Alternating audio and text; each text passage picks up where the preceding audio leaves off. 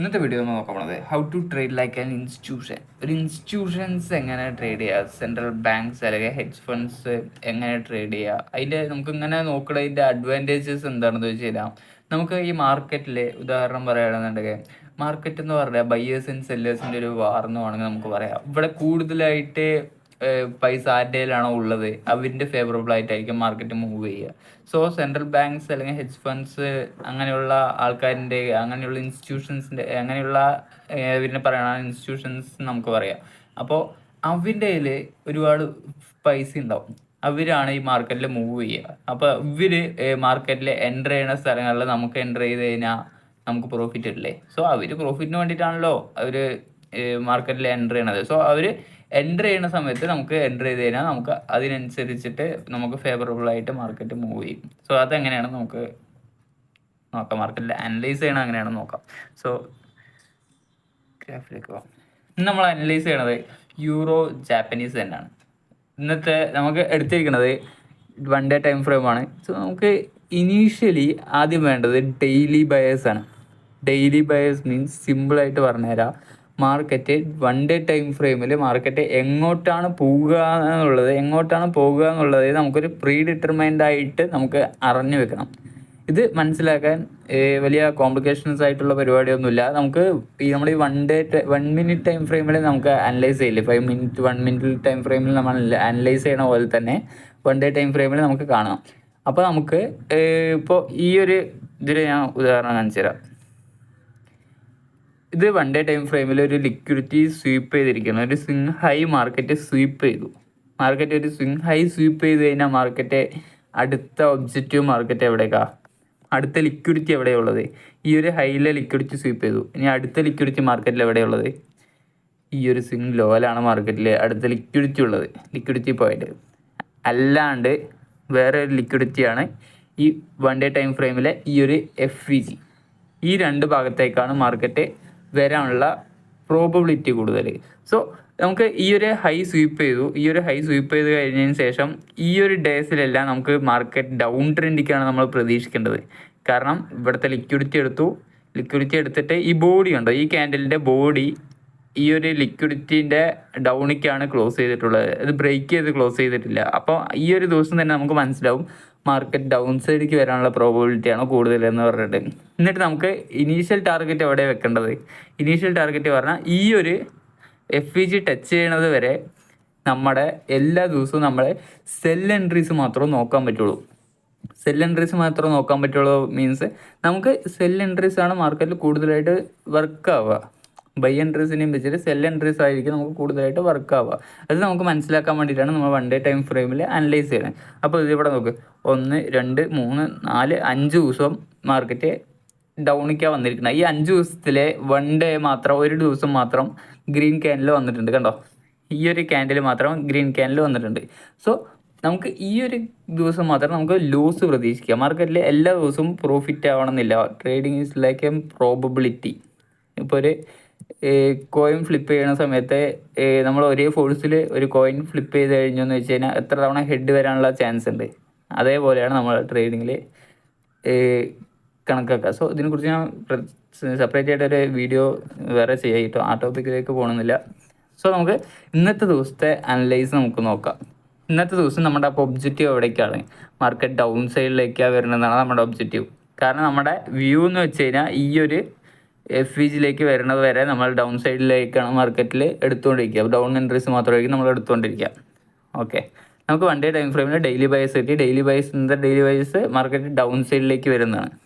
Okay, നമ്മൾ ഇനി അടുത്തത് ടൈം ഫ്രെയിം നമുക്ക് വേണ്ടത് 50 മിനിറ്റ് ടൈം ഫ്രെയിമാണ്.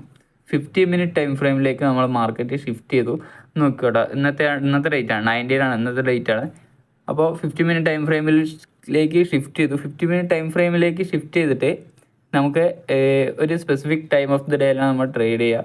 സോ ഇതിനെക്കുറിച്ച് നമ്മൾ മുമ്പ് ഒരു വീഡിയോ ചെയ്തിട്ടുണ്ട്. 10:30 AM mid night New York opening time. ഈ ഒരു 10:30 AM 50 മിനിറ്റിൻ്റെ ക്യാൻഡിൽ തുടങ്ങുമ്പോൾ നമ്മൾ ആ മാർക്ക് ചെയ്തിട്ടു. ഈ 50 മിനിറ്റിൻ്റെ ക്യാൻഡിൽ തുടങ്ങുമ്പോൾ തന്നെ നമുക്ക് മനസ്സിലാവും ഈ ഒരു ക്യാൻഡലിൻ്റെ ഓപ്പണിംഗ് പ്രൈസ് മാർക്ക് ചെയ്തിട്ടു, അതിൻ്റെ പ്രീവിയസ് ആയിട്ടുള്ള സ്വിങ് ലോ മാർക്ക് ചെയ്തിട്ടു, ഒരു swing high sweep liquidity mark ചെയ്തിട്ടു. സോ നമ്മൾ ഓപ്പണിംഗ് പ്രൈസും സ്വിംഗ് ലോയും മാർക്ക് ചെയ്തിട്ട് ഓക്കെ. ഇത് ഈ ക്യാൻഡിൽ എന്ന് പറയുന്നത് ഓപ്പണിംഗ് പ്രൈസാണ്. ഈ ഒരു ലൈൻ എന്ന് പറയുന്നത് mid night new year opening ടൈമാണ്, അതായത് ഇന്ത്യൻ സ്റ്റാൻഡേർഡ് ടൈം 10:30 AM. അപ്പോൾ 10:30 AM മുമ്പിലുള്ള previous swing law and swing high നമ്മൾ മാർക്ക് ചെയ്തിടണം. പ്രീവിയസ് സ്വിംഗ് ലോ എന്ന് പറഞ്ഞാൽ ഇതല്ലേ, സ്വിംഗ് ലോ മാർക്ക് ചെയ്തിട്ടു സ്വിംഗ് ഹൈ. മാർക്കറ്റ് ഒരു ലിക്വിഡിറ്റി സ്വീപ്പ് ചെയ്തതിന് ശേഷമാണ് മാർക്കറ്റ് ഈ 10:30 AM ഈ ഒരു മാർക്കറ്റ് ഡൗൺ സൈഡിലേക്ക് വന്നിട്ടുള്ളത്. അപ്പോൾ നമുക്ക് എടുത്തിയാടി അങ്ങനെ ട്രേഡ് എടുക്കാൻ പറ്റില്ല. നമുക്ക് നമുക്ക് 5 മിനിറ്റ് ടൈം ഫ്രെയിമിലേക്ക് ഷിഫ്റ്റ് ചെയ്തു. 5 മിനിറ്റ് ടൈം ഫ്രെയിമിലേക്ക് ഷിഫ്റ്റ് ചെയ്യുന്ന സമയത്ത് നമുക്ക് മാർക്കറ്റ് ഈ ഒരു ലോ ബ്രേക്ക് ചെയ്തിട്ട് ഈ ഒരു FEG ക്രിയേറ്റ് ചെയ്തിട്ടുണ്ട്. ഈ ഒരു FEG ക്രിയേറ്റ് ചെയ്തിട്ട് മുമ്പ് കേട്ടോ 10:30 AM മുമ്പ് ആ ഒരു FEG ക്രിയേറ്റ് ചെയ്തിട്ടുണ്ട്. അപ്പോൾ 10:30 AM ശേഷം നമുക്ക് മാർക്കറ്റിൽ എന്താണ് നമുക്ക് അനലൈസ് ചെയ്യേണ്ടത്? മാർക്കറ്റ് ആ ഒരു FEG തട്ടിയിട്ട് റിയാക്ട് ചെയ്യുന്നുണ്ടോ എന്ന് നമുക്ക് അനലൈസ് ചെയ്യണം. ഈ FEG ടച്ച് ചെയ്ത ഉടനെ തന്നെ നമുക്ക് എൻട്രി എടുക്കാൻ പറ്റില്ല, നമുക്കൊരു കൺഫർമേഷൻ വേണം. ആ കൺഫർമേഷന് വേണ്ടിയിട്ട് നമുക്ക് 3 മിനിറ്റ് ടൈം ഫ്രെയിമിലേക്ക് നമുക്ക് മാർക്കറ്റിനെ ഷിഫ്റ്റ് ചെയ്തു. ഓക്കെ, ഈ ഒരു കൺഫർമേഷൻ നമുക്ക് എങ്ങനെ നമുക്ക് മനസ്സിലാക്കാൻ പറ്റുക?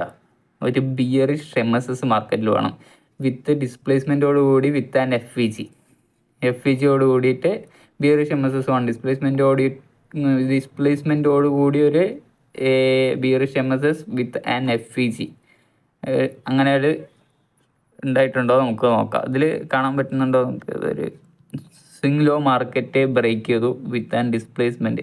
ആ ഒരു ക്യാൻഡിൽ കണ്ടോ, ഒരു ബിഗ് ഡമ്പാണ്, ബിഗ് ആയിട്ടൊരു സെൽ ഓഫ് ആണ് മാർക്കറ്റ് വന്നിട്ടുള്ളത്. അതിൻ്റെ ക്യാൻഡിൽ ക്ലോസ് ചെയ്തിരിക്കുന്നത് അതിൻ്റെ ആ ഒരു ലോ ബ്രേക്ക്, ആ ലോൻ്റെ അടിയിലേക്ക് വേറെ ഒരു ക്യാൻഡിൽ ക്ലോസ് ചെയ്തിട്ടുണ്ട് കേട്ടോ. അതിന് ശേഷം മാർക്കറ്റ് ഈ ഒരു FEGയിലേക്ക് ടാപ്പ് ചെയ്തു. പിന്നെന്താ സംഭവിച്ചിരിക്കുന്നത് നോക്കിയേ, ഈ ഒരു FEGയിലേക്ക് ടാപ്പ് ചെയ്തതിന് ശേഷം മാർക്കറ്റ് നമ്മുടെ ടാർഗറ്റായ ആ സ്വിംഗ് ലോയിലേക്ക് മാർക്കറ്റ് അടിച്ചു. ഓക്കെ, നമുക്ക് ഇങ്ങനൊരു സിമ്പിൾ എൻട്രി മോഡൽസ് നമുക്ക് മാർക്കറ്റിൽ ഈസി പെർഫെക്റ്റ് ആയിട്ട് നമുക്കൊരു ബിഗിനർ ആണെന്നുണ്ടെങ്കിലും ഒരു എക്സ്പെർട്ട് ആണെന്നുണ്ടെങ്കിലും നമുക്ക് ഒരു ഈസി ആയിട്ട് സിമ്പിളായിട്ട് നമുക്ക് ഈ ഒരു എൻട്രി മോഡൽസ് നമുക്ക് മാർക്കറ്റിൽ വ്യൂ ചെയ്യാൻ പറ്റും, മാർക്കറ്റിൽ പെട്ടെന്ന് കാണാൻ പറ്റും. നമുക്ക് ഈ മാർക്കറ്റിൽ ഇങ്ങനത്തെ ഒരു വ്യൂ നമുക്ക് കിട്ടണമെന്ന് വെച്ച് കഴിഞ്ഞാൽ ഇപ്പോൾ നിങ്ങൾക്ക് ഈ ഒരു വീഡിയോ കണ്ടിട്ട് അപ്പോൾ തന്നെ നിങ്ങൾക്ക് കിട്ടണമെന്നില്ല. നിങ്ങൾ ഈ വീഡിയോ കണ്ടിട്ട് മനസ്സിലായില്ല എന്ന് വെച്ച് കഴിഞ്ഞാൽ നിങ്ങൾക്ക് ഈ ഒരു വീഡിയോ എടുത്ത് വയ്ക്കുക, അല്ലെങ്കിൽ കയ്യിൽ വേറെ ഏതെങ്കിലും ഫോണോ, അല്ലെങ്കിൽ ഈ വീഡിയോ എടുത്ത് വെച്ചിട്ട് മാർക്കറ്റ് കയ്യിൽ ഏതെങ്കിലും ഫോണോ അല്ലെങ്കിൽ സിസ്റ്റത്തിൽ നിങ്ങൾ ഗ്രാഫ് നോക്കുക. ഈ ഒരു ഗ്രാഫ് നോക്കുന്ന സമയത്ത് ഞാൻ പറയുന്ന സാധനം ഇതേ ടൈം ഫ്രെയിമിൽ പോവുക. ഇന്നത്തെ ദിവസം നിങ്ങൾ ഈ ഒരു യൂറോ ജാപ്പനീസ് എന്നിൻ്റെ ഗ്രാഫ് ഓപ്പൺ ചെയ്യുക, ഞാൻ പറയണ പോലെ അടിച്ചു നോക്കുക. അതേ ടൈം ഇങ്ങനെ കാര്യങ്ങളൊക്കെ അടിച്ചു നോക്കുക. ഇങ്ങനെ അടിച്ച് നോക്കിയിട്ട് മാർക്കറ്റ് നിങ്ങൾ ബാക്ക് ടെസ്റ്റ് ചെയ്യുക. മാർക്കറ്റിൽ ഇതേപോലെ മുമ്പ് സംഭവിച്ചിട്ടുണ്ടോ, ഇപ്പോൾ സംഭവിച്ചിട്ടുണ്ടോ, ഇത് ഈ ഒരാഴ്ചയിൽ എത്ര ദിവസമാണ് ഇങ്ങനത്തെ സംഭവങ്ങൾ നടക്കുന്നത് എന്നുള്ള കാര്യങ്ങൾ നിങ്ങൾക്ക് അനലൈസ് ചെയ്യുക. ഈ അനലൈസ് ചെയ്യുന്ന സമയത്ത് നമ്മുടെ മൈൻഡിലൊരു പാറ്റേൺ രൂപമാവും. ആ ഒരു പാറ്റേൺ ഫോം ചെയ്യുന്ന സമയത്ത് നമുക്ക് വീണ്ടും മാർക്കറ്റിൽ ഈ ഒരു സന്ദർഭം വരുന്ന സമയത്ത് നമുക്ക് ഓട്ടോമാറ്റിക്കായിട്ട് നമ്മുടെ ബ്രെയിൻ ഇതിനെ ഐഡൻറ്റിഫൈ ചെയ്യാൻ നമുക്ക് സഹായിക്കും. സോ നമുക്ക് ഇങ്ങനത്തെ ഒരു ബാക്ക് ടെസ്റ്റ് ചെയ്യുന്നത് വഴി ഇങ്ങനെ ഒരു ഗുണം കൂടിയുണ്ട്. അതുകൊണ്ടാണ് എല്ലാവരും പറയുന്നത് back test is the key എന്നൊക്കെ പറയും.